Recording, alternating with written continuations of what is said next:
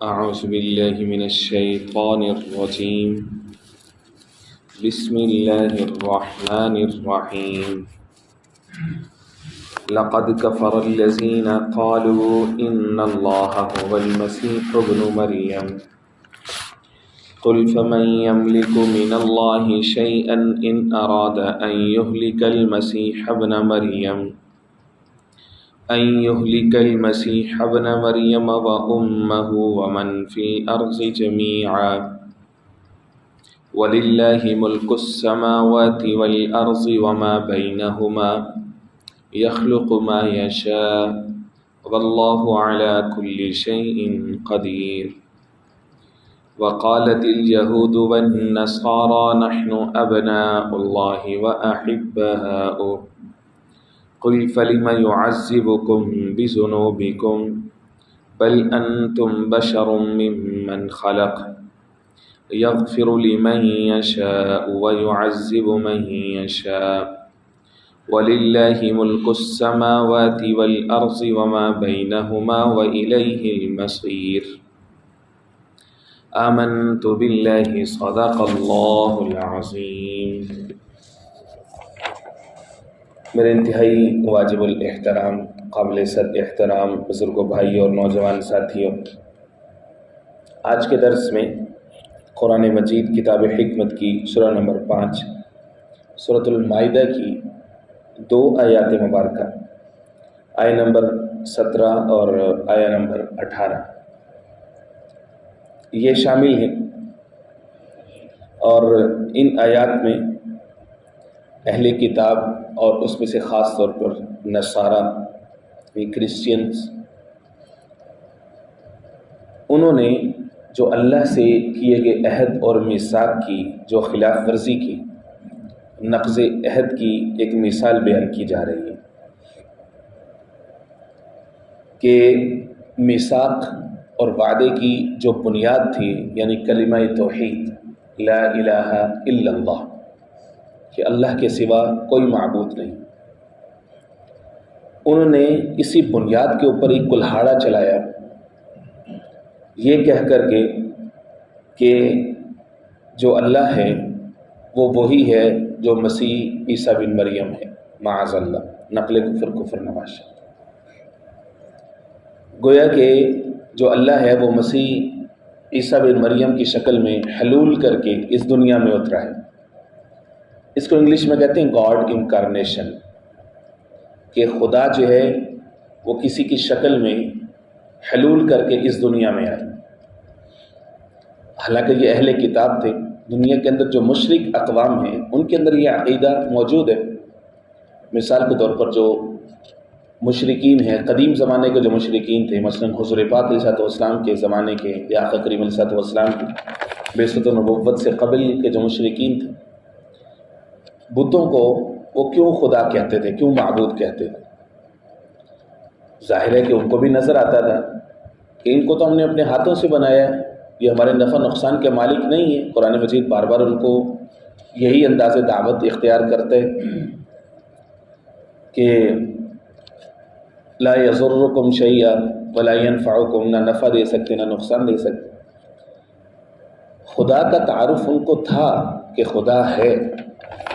خرابی یہ تھی وہ یہ کہتے تھے ما نعبدهم الا لیقربونا الی اللہ زلفی، ہم ان چیزوں کی، ان مظاہر کی اس لیے پوجا کرتے ہیں کہ یہ ہمیں خدا کے قریب کر لیں۔ اس لیے ان میں سے کئی ساروں نے فرشتوں کی پوجا شروع کر دی،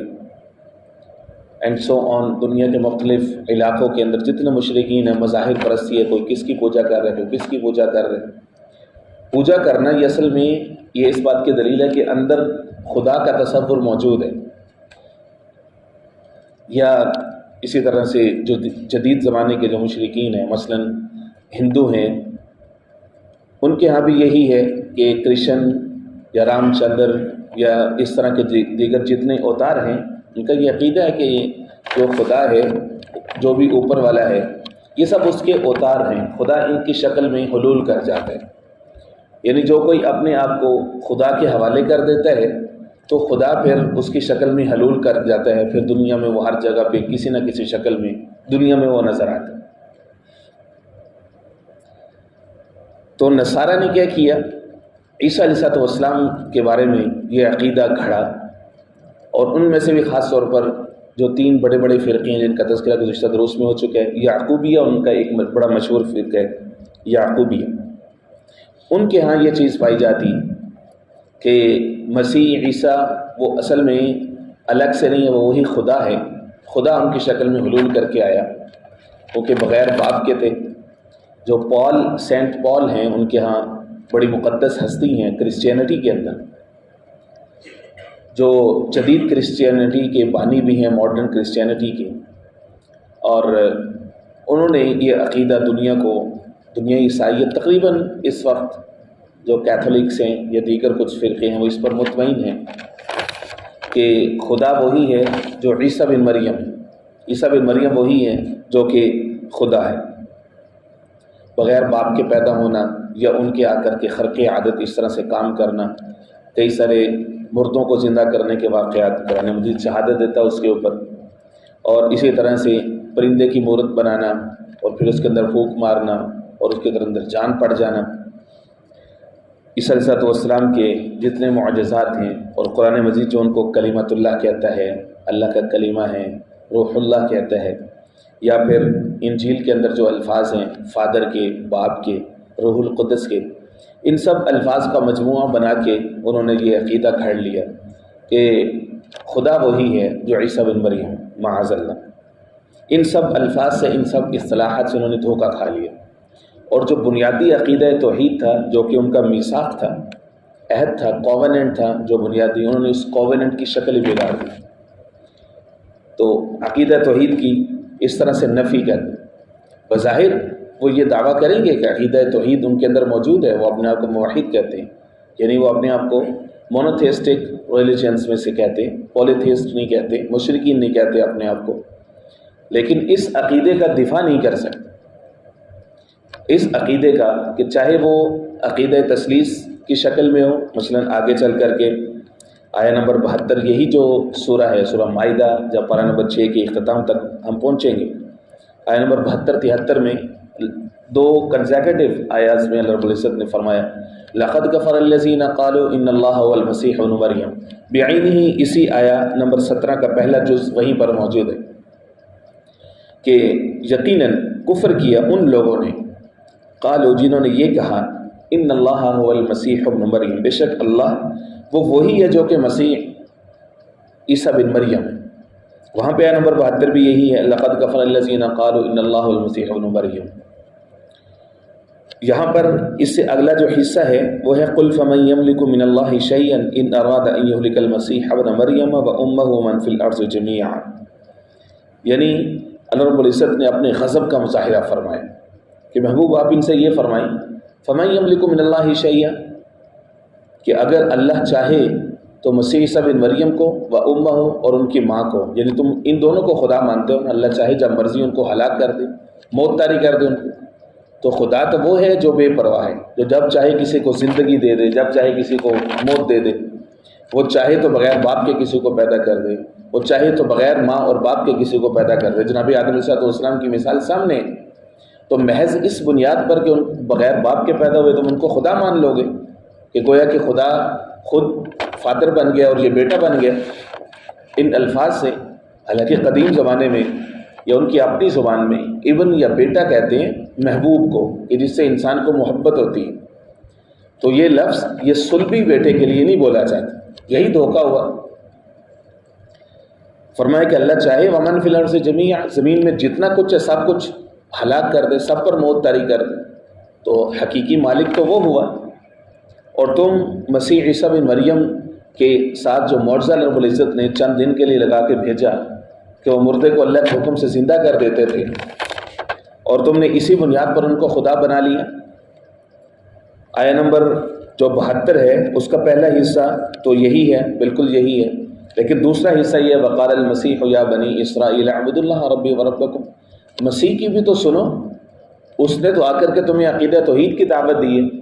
اے بنی اسرائیل اعبدوا اللہ ربی وربکم، اس کی بشارتیں، اس کی گلیڈ ٹائیڈنگز وہ بھی تو سنو۔ وہ کیا کہہ رہی ہے، قال عیسیٰ ابن مریم یا بنی اسرائیل، اے بنی اسرائیل انی رسول اللہ علیکم، میں اللہ کی طرف سے پیغام رسا ہوں تمہارے لیے، میں اللہ کا رسول ہوں تمہاری طرف، مصدقا لما بین یدی من التوراۃ، مجھ سے پہلے جو کتاب اتری، جو پیغمبر اترے ان کی تصدیق کرتا ہوں، ومصدقا لما بین یدی من التوراۃ ومبشرا برسول یاتی، اور میں تمہیں خوشخبری سنا رہا ہوں میرے بعد ایک رسول آئیں گے، یاتی من بعد اسمہ احمد، اور اس کا نام احمد ہوگا، یعنی اناجیل کے اندر اور اس طرح سے توراۃ کے اندر، ان سب کے اندر آخری نبی امی، نبی خاتم الزمان، ان کی ساری نشانیاں جو ہے وہ موجود۔ فرمایا کہ مسیح عیسیٰ بن مریم نے تو آ کر کے یہ کہا ہے کہ تم مجھے نہیں بلکہ اللہ کو،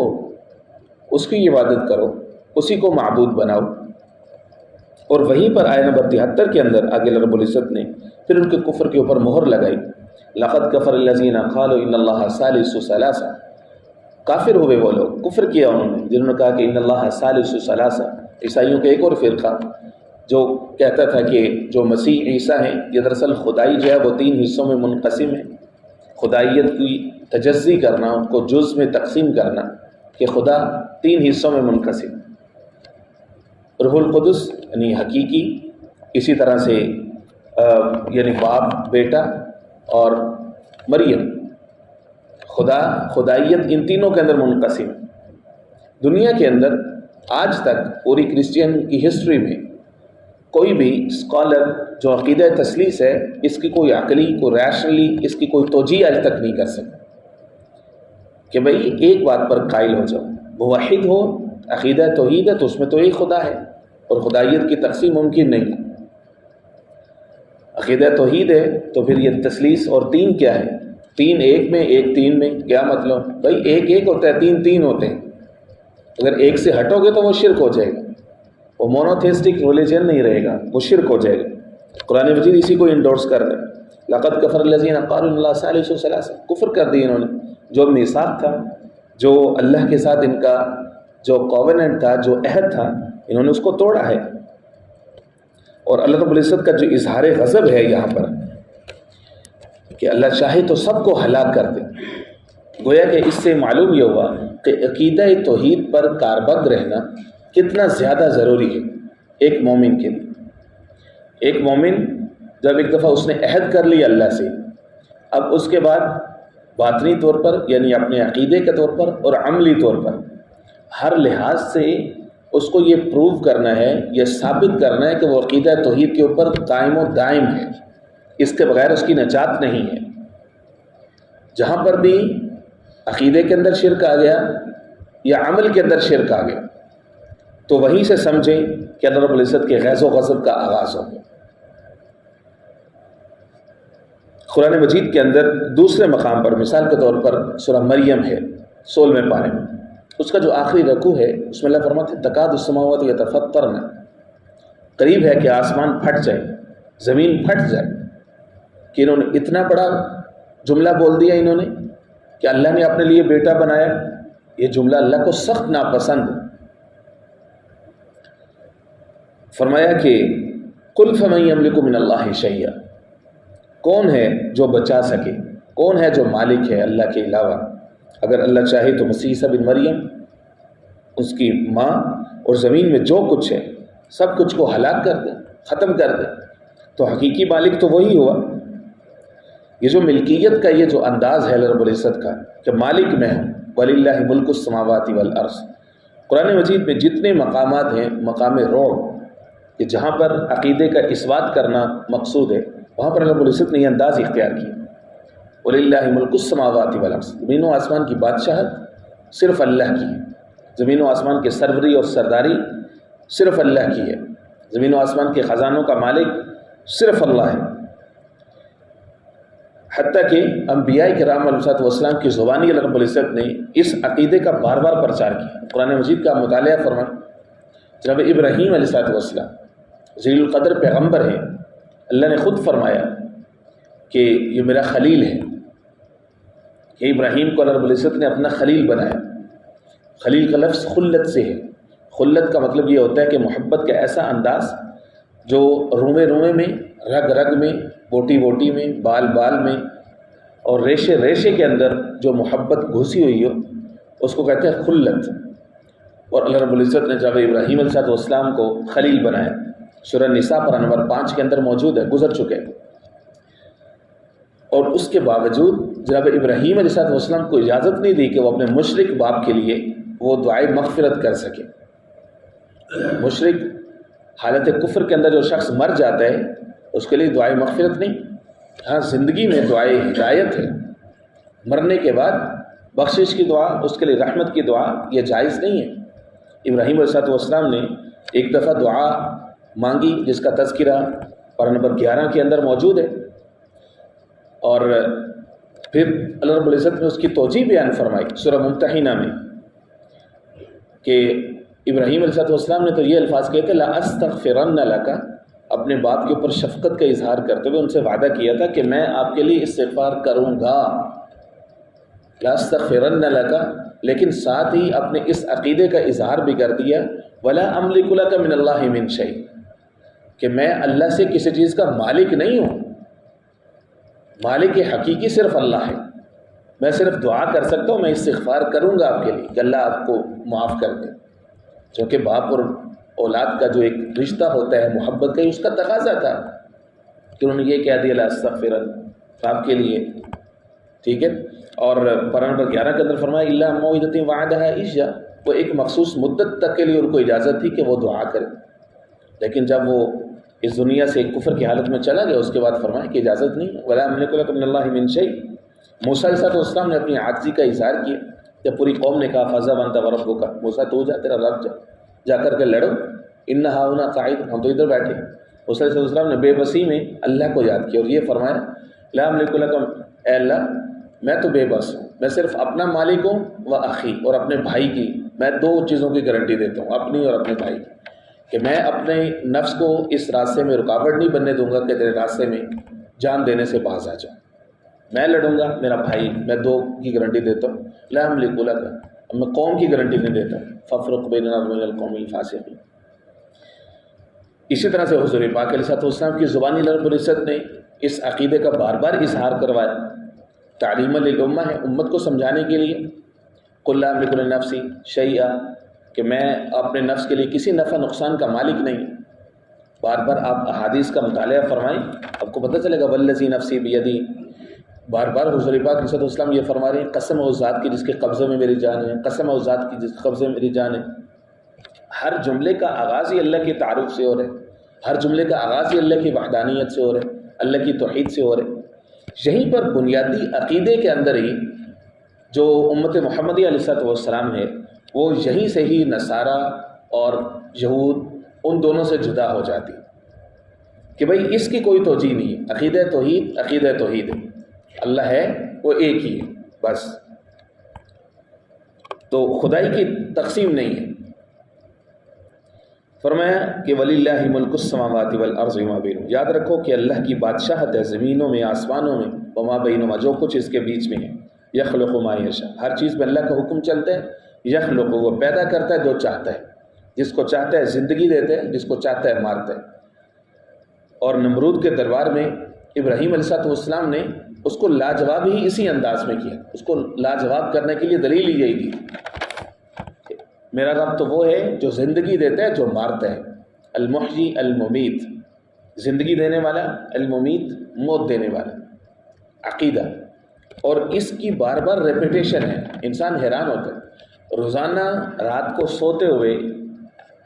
مرد، عورت، بچہ، بوڑھا، جوان، اس کو اس کی مشق کروائی جاتی ہے۔ یہ الگ بات ہے کہ ہم شعوری طور پر نہیں پڑھتے، ہم میں سے اکثروں کو ترجمے کا پتہ نہیں ہوتا، یہ ترجمے کا پتہ ہوتا ہے شعور نہیں ہوتا اس وقت کہ ہم یہ پڑھ کیا رہے ہیں، یہ کیوں پڑھ رہے ہیں۔ اللہم بسمک اموت و احیا، اللہ تیرے نام کے ساتھ میں مر رہا ہوں، تیرے نام کے ساتھ میں جیوں گا۔ حالانکہ وہ الفاظ یہ ہونے چاہیے تھے اللہم بسمک انام، اللہ تیرے نام کے ساتھ میں سو رہا ہوں، واستیقظ، اور تیرے نام کے ساتھ میں جاگوں گا صبح، کیونکہ سونے جاگنے کی اصطلاح ہے، مرنے جینے کی تو ہے نہیں۔ عقیدے کو بار بار ریمائنڈ کروایا جا رہا ہے کہ زندگی موت کا مالک صرف اور صرف اللہ ہے۔ حدیث پاک کے اندر فرمایا النوم اخت الموت، نیند موت کی بہن ہے۔ تو انسان بظاہر سوتا ہے لیکن حقیقت میں فرمائے کہ یہ موت ہی تمہارے اوپر طاری ہوتی. اور کتنے ہی لوگ ہیں جو سوتے ہیں اور پھر اٹھ نہیں پاتے، یہ بھی ہوتا ہے. تو یہ تعلیم ہے اس عقیدے کی. یخلق ما یشاء، جس کو چاہتے ہیں پیدا کرتے، واللہ علی کل شیء قدیر، اور اللہ ہر چیز پر قادر ہے. تو مضبوط انداز میں نصارہ کے اس عقیدے کا رد فرمایا. آیت نمبر 18 میں یہود کو بھی ساتھ میں ملایا کہ ان دونوں کا جو عقیدہ تھا کہ نحن ابناء اللہ و احباؤہ، کہ ہم اللہ کے بیٹے ہیں، بچے ہیں، اور ہم اللہ کے محبوب ہیں.